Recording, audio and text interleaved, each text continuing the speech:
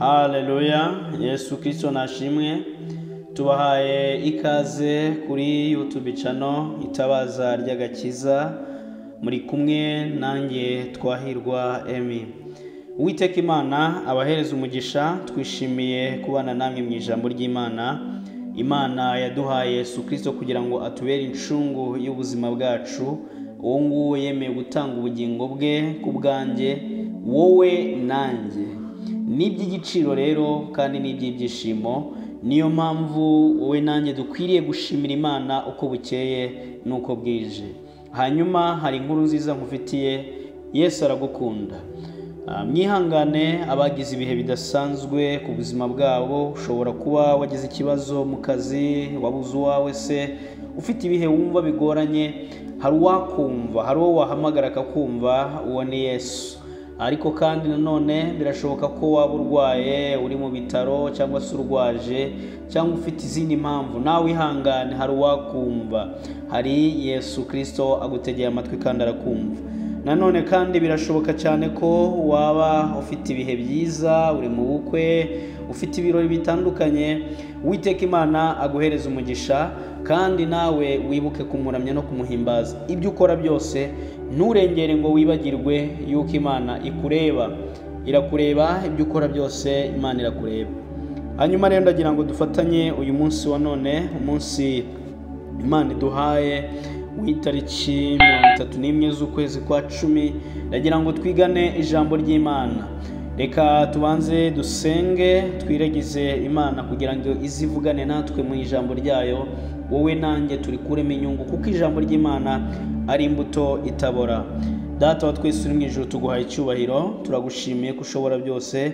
Tugushimiye imbaraga zawe, tugushimiye ubuntu bwawe. Tugushimiye ko ukiza abarwayi, tugushimiye ko uhagurutsa abamugaye, tugushimiye ko uhumura abari bahumye, tugushimiye ko uzura abapfuye, tugushimiye ko utanga ibyo kurya ku bashonji, tugushimiye ko uvubira imvura ababi n'abeza. Mana uhimbazwe. None turi imbere yawe, turakwinginze kugira ngo umwuka wawe wera abe ku buzima bwacu. Imbaraga zawe zitugote, ineza yawe itugote, ubuntu bwawe butugote. Mwami Yesu turakwihaye, utugire neza kandi udushoboze. Tubisabye twizeye izina ryawe Yesu Kristo umwami w'abami. Amen. Nanone mbahaye ikaze kuri YouTube channel Itabaza ry'agakiza kugira ngo twigane ijambo ry'Imana. Mwajya mufatanya natwe kumva ndetse no kwamamaza ubutumwa bwiza bwa Yesu Kristo kuko igihe niki. Uwiteka Nyiringabo Yesu azagaruka, ubutumwa bwaramaze kwamamara bugeze ku bantu bose. Ese kugira ngo bwamamare ubigiramo uruhe ruhare? Bitekerezeho neza. Uyu munsi rero dufite ijambo ry'Imana tugiye kwiga, risobanura cyangwa se ritwereka buryo ki umuntu yabona amahoro. Ese ufite amahoro? Ubuza amahoro se? Hari uyatanga? Nimba ufite amahoro, komeza uwo waguhaye amahoro. Ninde? Ufite stress? Ufite ibibazo byinshi? Hari uwakumara stress kandi hari uwakumva. Haleluya. Ese amahoro yo mu bitekerezo aba hehe? Uko wabona amahoro yo mu bitekerezo, amahoro yo mu mutima, mu buryo bwo mu rukundo, aho uko buryo bwose wabona amahoro. Ese amahoro yo mu bitekerezo aba he? Kuki abaganga benshi, abadokiteri benshi bakubwira ngo hagarika gutekereza cyane, buretse gabanya stress, fata kanya uruhuke? Bamwe bakajya ku mazi bagiye kumaramo stress. Kubera iki hari bya bintu ujya ukora urimo kubishakiramo amahoro, twabitagatifuje tukabyita ngo ni stress. None se ni gute wahagarika gutekereza cyane? Overthinking ni gute wabihagarika? Bikugiraho ingaruka. Hari ikintu cyatumye utekereza cyane, urumva wabuze amahoro, hari uwaguha amahoro. Dushingiye ku baganga cyangwa se abadokiteri, wowe ufite ubushobozi n'ububasha bwo gukora cyangwa se gukoresha ubwonko bwawe nk'uruganda rw'ibitekerezo.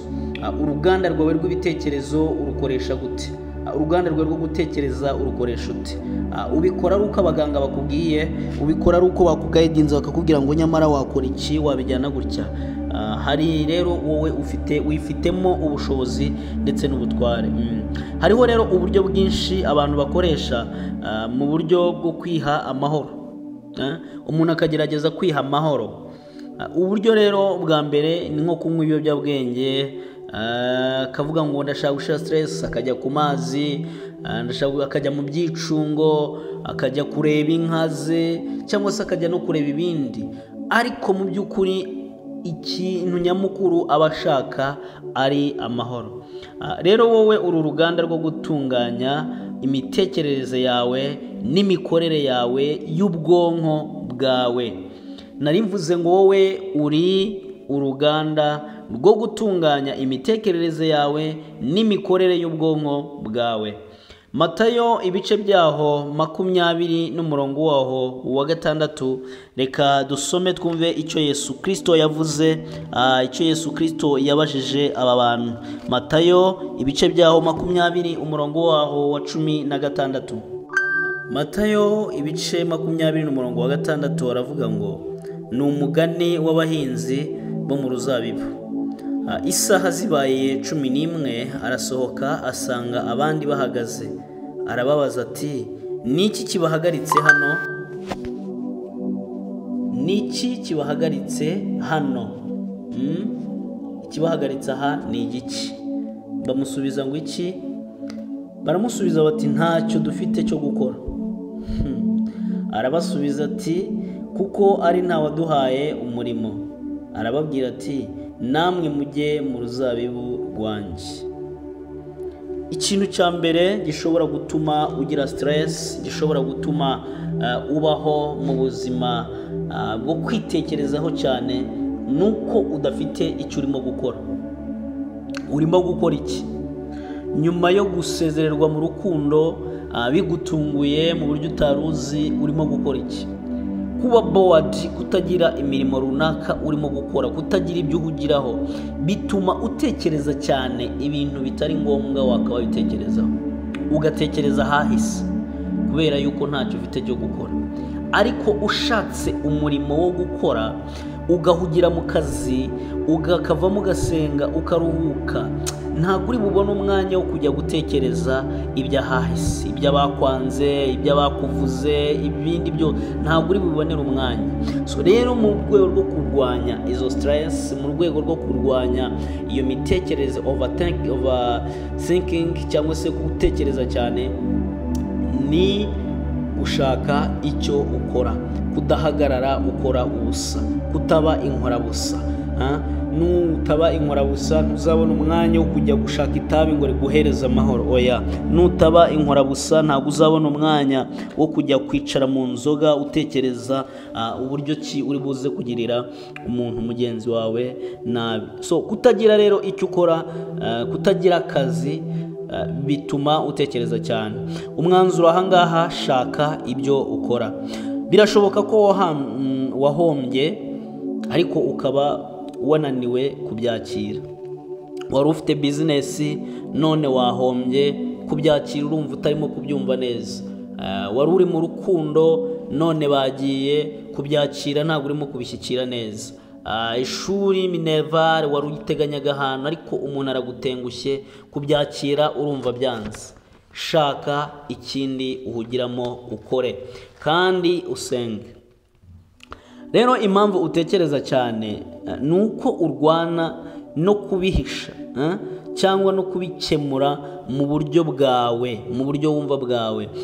Ibyo bibazo wahuye nabyo urimo kurwana no kubihisha, uragira ngo abantu batabimenya, uragira ngo abantu batabibona ko hari ikibazo wagize. Ibyo rero uko urimo kurwana nabyo biragutera gutekereza cyane kandi bigutere gukora amakosa ashobora no kukuviramo urupfu. Abenshi biyahura nta kindi kiba cyabiteye, nuko hari ibintu runaka batekerezaho cyane, akabifata akabuha umwanya mu buzima bwe akabitekerezaho cyane, so bikamutera kwiyahura. Ukeneye gukora cyane kugira ngo ugire umutima urimo amahoro. Ukeneye gukora cyane cyangwa se kugira ibyo ukora kugira ngo ugire umutima urimo amahoro. Nicyo ukeneye gukora rero kuri icyo kintu cyakwangirije umutima uhora utekerezaho cyane. Nicyo ukeneye gukora kuri icyo kintu cyagutesheje umutwe. Ufite guhagarika cyangwa se kwemera kiba, ufite kucyemerera, ukemera ko byakubayeho, wahombye nyine nta kindi kintu cyo kubikoraho. Ni ugutangira business bushya. Wiguma gutekereza uburyo wahombye, wiguma gutekereza uburyo cy'umukunzi yagiye, ufite gutangira urugendo rushya. Shaka undi cyangwa se utuze ukora kandi kazi. Bakwirukanye ku kazi, wiguma gutekereza uburyo cy'akazi bakakwirukanye, shaka kandi kazi cyangwa se wikorere. Haleluya. Turimo kwiga ijambo ry'Imana, ntabwo twagiye kure y'ijambo, turi mu ijambo ry'Imana. Uyu munsi turimo kwiga uburyo ki umuntu yabona amahoro. Ni ibiki binanije abantu bibabujije amahoro. So rero wiguma kurwana n'icyo kintu mu buryo wagisubiza, mu buryo wagikemuramo, kandi warakigaburiye cyane kurusha wowe ukungana. Uranyumva? Ukeneye kwiyoroshya, korohamo. Niworoha uzakemura buri kibazo gikomeye cyose. Ukeneye kwiyoroshya, wowe ubwawe ukiyoroshya, kuko niworoha uzakemura buri kibazo gikomeye cyose. Ariko niwikomeza, icyo kibazo cyo kizaguturitsa cyangwa se kizakwangiza. Ukeneye kuba munini, ukeneye kuba muremure, ukeneye gusumba ibyo bikwatatse, ukeneye gusumba ibyo bibazo, ukeneye gusumba ubwo burwayi, ukeneye gusumba izo stress, ukeneye gusumba ubwo bushomeri. Wituma uba bored. Ntaho tuzi haba amahoro ngo tujye kuyagurayo, tujye kuyashakayo, keretse kuyashakira kuri Kristo Yesu wenyine.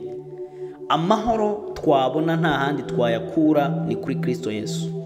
Nimba hari ahandi hantu uzi haba isoko ry'amahoro, nimba hari undi uzugira amahoro atari kuri Kristo Yesu, aho hantu ntaho nzi, nta n'undi abona wabyanditse. Urugero wenda tuvuge urarizwa nuko bakwibye amafaranga kandi menshi, ariko nta gisubizo ubifiteho, cyangwa undi muntu runaka yigendeye mu buzima bwawe yabuvuyemo. None uraguma gutekereza ku mafaranga wabuze. Nahombye miliyoni 40, nahombye 30, nahombye ibihumbi 100, nahombye. Already byabaye. Wiguma gutekereza uburyo ki byabaye, kuko nta kundi kuntu uri bubigarure, ahubwo tekereza uburyo uri bubona ndi. Haleluya. Shaka icyukora, wegere Yesu Kristo, kuko niwe wenyine ushobora kuboneramo amahoro. Hari ibitubaho tukenda kubirwanya, kandi nyamara ari inzira y'ibyiza. Byari inyuma y'ibyo, ariko kuko tubuze ibyo tubikoraho, uko bitagenze uko twabishakaga, tubuze ibyo twarebeshaga amaso, tugashaka gukumira ibyiza byari bije ku buzima bwacu. Haleluya. Hari ubwo umuntu aba ari inshuti yawe, cyangwa se bakiri abasore bari muri fiançailles, umukunzi, ariko ukabona uko utarubyiteze, uko utarubyizeye, ukabona umuntu avuye mu buzima bwawe uredaragiye gusa, ariko ugashaka kubirwanya, uvuga ngo oya wigenda, ugashaka kuguma umugarura, urimo urafunga amarembo, kubera yuko arashaka kugenda. Ariko noneho nimba ashaka kugenda, mureka agende kugira ngo amarembo y'ibyiza biri inyuma afunguke. Haleluya. Ikibazo gituma utekereza cyane nuko ushaka gukemura ibibazo wagaburiye bikakuruta, ndetse bikakurusha imbaraga, bikakurusha kubyibuha, bikakurusha uburebure, bikakurusha igihagararo. Mbere yuko urwana nabyo, banza ubisumbe kubirusha, banza wigaburire, banza ubyibuhe kubiruta, banza ubisumbe. Mbere yuko ibyo byose biba, banza wowe ube kandi ushake uwe ukwiye kuba we, kugira ngo ukemure ibyo ngibyo. Ntabwo ushobora kuba ufite ibiro 15 ngo uterure ibiro 300. No, ntabwo ari byo. So rero noneho ukeneye gukemura ibyo bibazo byawe wenyine, nta wundi muntu byivanzemo. Banza ubyibuhe kurusha ibibazo byawe. Impamvu abandi bakuvuga nuko wabahaye ubwo bubasha bw'ibyo bavuga, warabibaganirije. you talk more, urabibabwira, ubabwira byinshi. Niyo mpamvu ibyo ubabwira byinshi babivuga, kuko ntago ari abasekreteri bawe, nta banga bafite rindi. Impamvu rero bakuvuga nuko wabahaye ibyo bavuga. Kemura ibibazo byawe wenyine, usenga, uramya Imana, wirinda gutekereza cyane, ushaka ibyo ukora. Wikwicara uri bored, wikwicara ufite ubushomeri gusa. Shaka ibyo ukora, biratuma udatekereza cyane. Haleluya. So ntibishoboka ko uhindura ahahise hawe, ariko wahindura ejo hazaza. Kuko ahashize hawe hagukurikira. Rero ushobora guhindura ibihe urimo. Ibyo bihe urimo bigahindura amateka y'ahahise. Amateka y'ahahise wayahindura none hagahindura ejo hazaza. Wenda urugero, ahahise hawe wari umusambanyi, wari umujura se, wari umugome, wari umugambanyi, ariko uyu munsi uri ku rwego rw'umuvugabutumwa, uri umuririmbyi, uri umushumba. Ahahise hawe hagarukira none hawe aho hatangirira. Ahahise hawe hagarukira aho uyu munsi wawe hatangirira. Uri uyu munsi niryo herezo ry'ahahise hawe, ariko uri uyu munsi niryo tangiriro ry'ahazaza hawe. Narivuze ngo uri we uyu munsi niryo herezo ry'ahahise hawe ry'ahashize, ariko uri uyu munsi ni naryo tangiriro ry'ahazaza hawe. Rero ukwiye gushaka amahoro mu buryo bwo mu mwuka, psychological peace. Ukwiye gushaka amahoro mu buryo y'imibanire n'abandi, relationship peace, cyangwa humanity. Ukwiye no gushaka amahoro mu buryo bw'umwuka. Ibyo byose biba hagati y'umuntu n'Imana. Abefeso ibice 2 umurongo wa 14 kugera ku wa 17 haravuga ngo uwo niwe mahoro yacu, kuko yahinduye twebwe abari kuba umwe, akuyeho ubwanzi ari bwo rusika rwari hagati yacu rutugabanya, amaze gukuzaho amategeko y'iby'imihango umubiri we, kugira ngo babiri abarememo umuntu umwe mushya muri we, ngo azane amahoro atyo, kandi ngo bombi abagire umubiri umwe, abungishe n'Imana umusaraba awicishije bwa bwanzi. Yaraje ababwira ubutumwa bwiza bw'amahoro, mwebwe abari kure kandi abari bugufi nabo ababwira iby'amahoro. Haleluya. Amahoro yacu ni Kristo, we waduhuje abari babiri kugira ngo abagire umwe, abikoresheje umubiri we n'amaraso ye kugira ngo aduhuze n'Imana. Wijya gushakira amahoro muri pisine, wijya gushakira amahoro mu guhinduranya abakobwa mu rukundo, wijya gushakira amahoro mu bapfumu, wijya gushakira amahoro mu mafaranga, wijya amahoro yacu ni Yesu Kristo. Yohana ibice 16 umurongo waho 33 haratubwira ngo ibyo mbibabwiriye kugira ngo mugire amahoro muri nge, mwisi mugira umubabaro, ariko nimuhumure nanesheje isi. Iki kubaho hano mwisi cyose, impamvu kigucanga, impamvu kikuyobera, nuko utamenye uwanesheje isi. Uwanesheje isi ni nde rero? Ni Yesu Kristo. Ibyo bivugiye ngo tugire kugira ngo tumenye ko dufite amahoro. Amahoro Yesu atanga, muri Yesu harimo byose, muri Yesu harimo ubuzima, muri Yesu harimo ibyishimo, muri Yesu harimo urubyaro, muri Yesu harimo ibyiringiro. Ufite ubwoba bw'ejo hazaza, sanga Yesu.